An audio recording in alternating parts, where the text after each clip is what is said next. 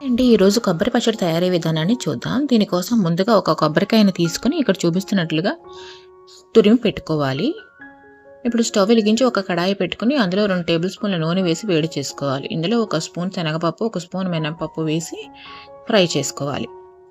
ఈ మినపప్పు, శనగపప్పు కొద్దిగా వేగిన తర్వాత 4, 5 ఎండుమిరపకాయలు, 2 పచ్చిమిరపకాయలు ముక్కలుగా చేసి వేసుకోవాలి. వీటిని కూడా ఫ్రై చేసుకోవాలి.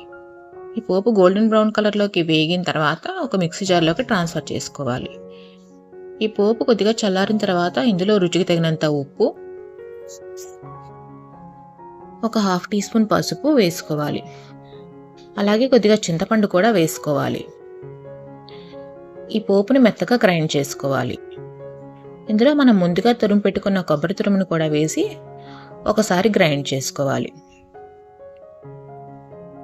ఇప్పుడు ఈ మిశ్రమాన్ని బాగా మిక్స్ చేసుకోవాలి.